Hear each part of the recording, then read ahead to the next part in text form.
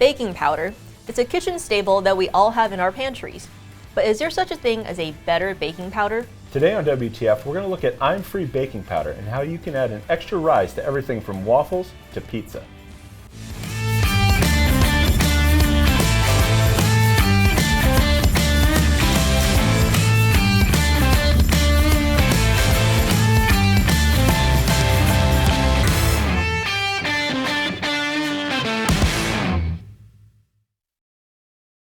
Hello and welcome to WTF, where we transform food here in the Modernist Pantry Test Kitchen. I'm Chef Scott Guerin. And I'm Janie Wang, one of the owners of Modernist Pantry. Today on WTF, Scott and I are going to be talking about I'm-free perfect baking powder, and we're going to cover what's so special about this baking powder, some demos and recipes on how you can get started with it. Now, if you like what you see here on WTF, every week we're going to cover some unique ingredients and techniques. And if you like what you see, remember to subscribe, ring the bell to make sure that you're going to get our fresh content. It comes out every Tuesday, so there's always something going on here in the test kitchen. All right, that's my spiel. So now we're going to get into it. Now, Scott, everyone's heard of baking powder. It's nothing new under the sun. What is special about the I'm-free perfect baking powder that makes it different from what you get in the grocery store? Sure, so let's do a quick overview of what baking powder is. Baking powder is baking soda with a little bit of acid, and if you've ever had a science class where you made a volcano and you mix vinegar and baking soda together and it makes that chemical reaction, kind of that foaming, this is what happens with baking powder on a very small scale. With the I'm-free baking powder, it's encapsulated. So what that means is that reaction takes longer to happen. Mm-hmm. So with normal baking powder, it happens quickly, it happens up front, and with the encapsulated, it happens later in the process. So it's going to help things like gluten-free bread and a quicker pizza dough like we're going to show off here. Yeah, and so, okay, can you explain just a little bit more before we get into the demo? What is the benefit? I know you kind of briefly touched upon it, but for someone who's never used it and they're wondering, what is the direct benefit to, let's say, the gluten-free waffle or a pizza dough?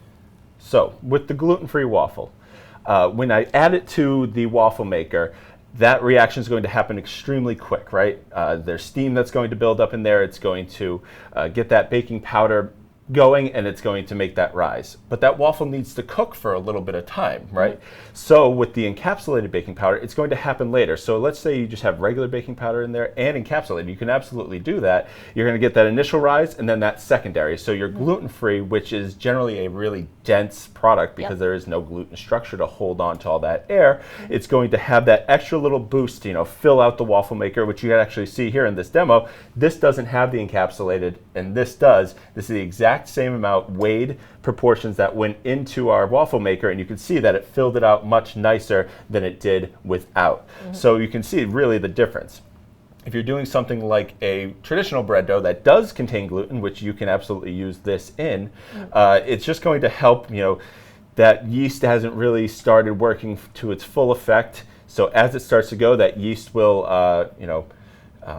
die off as it cooks, and then you get that little boost from the gluten-free baking powder, or the I'm-free baking powder, to give that last little bit of rise. Okay, so is it the heat that's activating the Yes. baking powder? Okay, so if you make the batter ahead of time, you can always store it, and then whenever you go to heat it is when that baking powder is going to start working. Yes, that's a good example too, because sometimes when you just add baking powder to a dough, it's just going to start reacting anyways, because that moisture gets in there, it hydrates the acid, which then makes the baking soda start to work. So when you put it into something like the bread dough here, we can let it proof at a low temperature for 15 minutes just to give it a little bit, loosen up that dough, and then it's not going to start reacting until it starts to cook. Okay, so that's really interesting, right? Because on the weekends I'll make pancakes at home, and usually like if I have extra batter the second day, that batter sucks. Yes. But if I'm using this baking powder, then potentially it could still be good the second day. Yes, it should be good the second day, so as long as that batter doesn't get heated, before going in. So it should be good. Okay, so that's going to be my weekend homework. I'm going to switch to this for my pancake and see whether I'm going to get that better and second so the day second batter. day doesn't suck. Exactly. All right. So now that we've intrigued everybody with this product, if they do want to give it a shot, what is the usage ratio? Is it the same? Is it 1-for-1? Is it different? So it really depends on your recipe. If you wanted to add just a little bit, a lot of this comes with testing. So if you wanted to add a little bit to your current recipe that already has baking powder in it, it's going to be up to you. Just know that this is an alkaline product. Baking soda is an alkaline product. So there is a way that if you add too much, let's say you add 2% to the total weight, you're going to get that kind of alkaline, yellowing of the dough, that kind of stuff. So you need to work with it in your own recipe. We can say all the usage ratios we want for this, but it really depends on your recipe and your ratios that you have. Okay. I don't like to surpass, like a 0.75% of the total weight of the flour in the recipe, but it depends on your recipe. So really test it out, try it out, and do what you want with it, and you can see how well it works for you. Yeah. Would you say like starting off at 1-to-1 is a safe place to start if they just want to take out what they have? Okay. Exactly, because it's still baking powder. Right. So you can take out the baking powder that you have and add in the I'm Free baking powder. You can also, something I like to do is keep half the regular baking powder because it's in there for a reason, and then add half of the I'm Free baking powder so you just get that late rise, that late boost in your dough. Okay. Well, wonderful. Well, I'm excited to get into this demo. Yes. I know you got a lot planned here. So one thing that we're doing here is a waffle batter, and just a basic waffle batter. It's a muffin method. So what I'm going to do is I'm going to take my wet mixture here. I'm going to mix in my dry mixture, and I actually have the I'm Free baking powder here just to show you that I'm adding it to the recipe. And I'm just going to mix it in gently, and then I'm going to mix them together. Now we've done some testing and we found, and this is going to be a quick version of it, if you add amylase to this recipe and then allow it to sit overnight, you can kind of break down those little grits of, gluten-free flour has a lot of like little grittiness. It's just common with gluten-free flour. And you can kind of break down that grittiness and get a nice, smoother product. So if you don't have the amylase, that's fine. We suggest you try it out. But if you wanted to make a quick one, you can absolutely do that. So I'm just going to mix the dry into my wet. Yeah, and if you're like, what is amylase? Check out WTF Amylase. The link will be in the description below. Yes. Sure. What are they talking about? And there's also an Ask a Chef that we just put up on the blog. So if you want to read all about amylase and what it does, I believe it was Amylase, the Fabio of the bread world. Scott was very proud of I'm very proud of my Fabio and my dollar store romance novel. I know. For any millennials out there, like, who's Fabio? Yeah, what's a romance novel? So I'm just mixing this up. You don't want to over-mix it. If there's a few lumps in there, that's totally fine. They will bake out. You don't want to over-mix it. Generally, when you don't want to over-mix it, it's because there's gluten in it. With this, I don't want to over-mix it because there is a little bit of tapioca in there, and that can start becoming gummy too if I over-mix it. So here, I'm just going to fold in a little bit of my egg whites. So this first batch, I don't really have to fold too much. I'm just going to loosen up the dough. And then the next one, I'll really fold and make them beautiful. And for this, we do about 4 ounces inside the waffle maker. And that makes like a perfect waffle for this waffle maker. But it really depends on yours. So if we say 4 ounces and you put it into your waffle maker and it completely boils out over the top, bump it down. It's fine if you change the recipe a little bit. So I'm just going to add the rest. I always just eyeball it. And then sometimes yeah, you'll know your own waffle maker, or if you purchase one, there should be some recommended usage for it. So I'm just going to fold these in. Yeah, okay. And as you're folding, you said that this one you made with just a regular baking powder, and this one has the I'm Free baking powder, right? So it did puff up. You can see that it came nice up to the top, but that late reaction from the I'm Free baking powder really kind of helped fill out the entire waffle iron. Yeah, and you can kind of see like this one feels hard, and this one's like a little spongier. And we can there's break them open in a second and take a look at the difference in the internal texture of them too, just to see how dense it is compared to the I'm Free. So here we go. Okay. There we go. Nice and mixed up. So I have my 4-ounce ladle ready at the hand. And then into our waffle maker. Don't forget this step, which I almost just forgot. So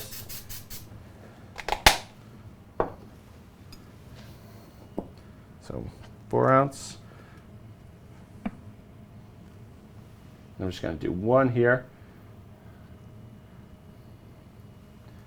And as I shut it, for us, we timed it out. This takes about 6 minutes to do. But as we said with anything else, it's going to be up to you. Right. So quickly, All right. let's look on the inside of these. So if I break this open, I can already feel it's extremely dense. Now, there's a good airiness in here, right? But just feel the difference between this one. Yep. You can see this has like a nice, I don't know if you can hear it.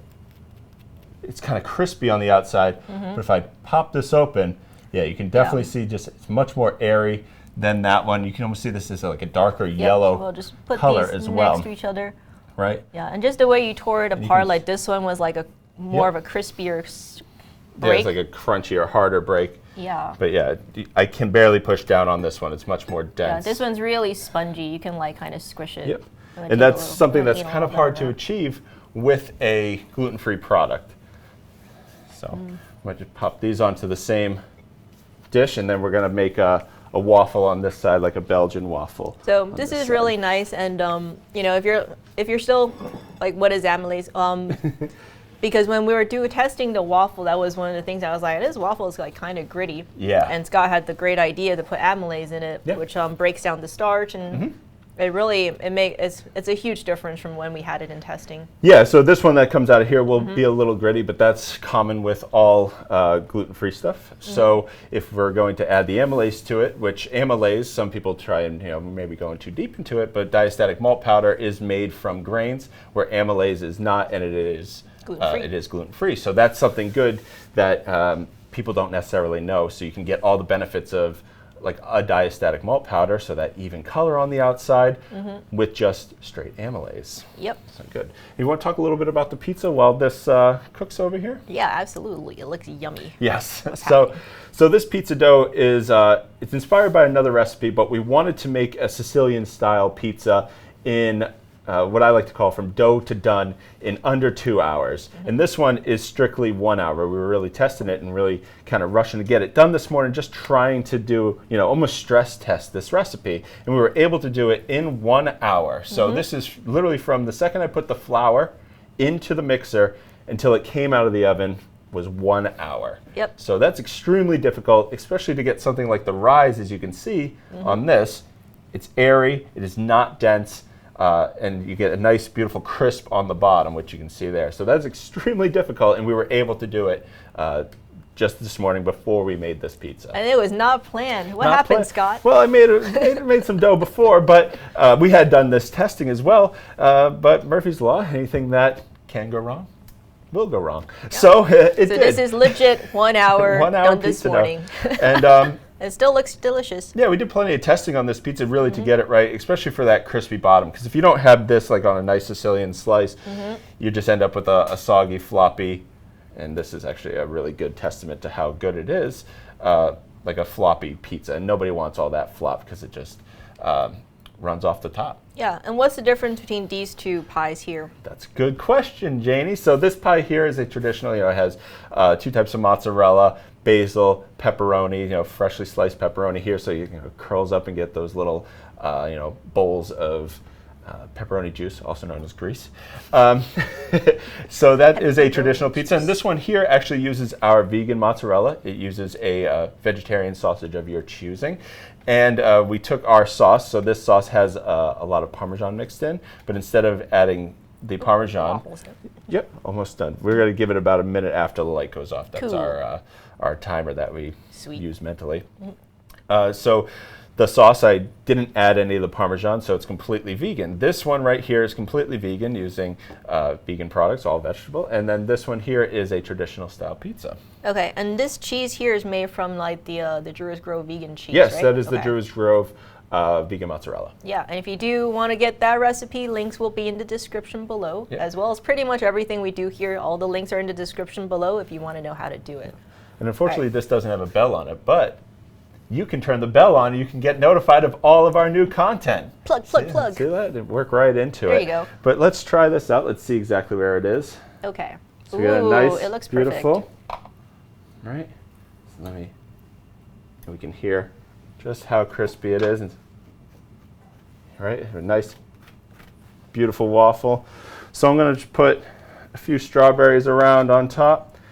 And something I did is I took our fruit powder, a strawberry fruit powder, and I made a simple syrup. I added the strawberry fruit powder. And then I was able to make a nice strawberry syrup that we're going to put over this waffle. So we have some whipped cream here, lightly sweetened. Just a nice dollop. And then our strawberry syrup, which also works great if you wanted to use it for strawberry milk, which we actually made, and it is delicious. Yeah, that sounds great. So it has that really nice natural strawberry flavor because it uses the strawberry powder. I know. I'm going to be impressing my daughter this weekend with like good second day pancakes and strawberry milk. Pancakes and strawberry milk homemade. Oh, Mom of the year. All right. What can I eat here? Eat some of the pizza. Okay. And if you want to, you can use this spoon and eat the, well, maybe just eat the pizza. All right. All right. So that's about it, I think, for the I'm Free baking powder. Just know that it is encapsulated, that it will help rise later on. If you want to just add it directly into your current recipe, subtract 50% or do a one-to-one replacement on the current baking powder in your recipe. Or if you want to make a quick dough like this, just follow the link in the description below for our pizza and our waffle recipes. Yeah, this pizza is delicious. It's like super light. Because usually when I see like a slice that thick, I get nervous. It's going to be dense and like a brick. This is super light. It's like kind of focaccia-like, but it's perfect and delicious. And you can get all the recipes here.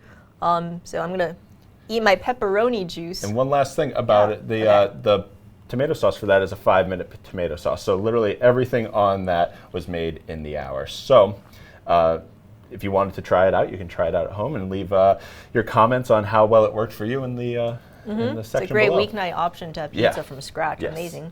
So hopefully you'll give it a shot and let us know what you think. And from here in the Modernist Pantry Test Kitchen, I'm Janie Wang. And I'm Scott Guerin.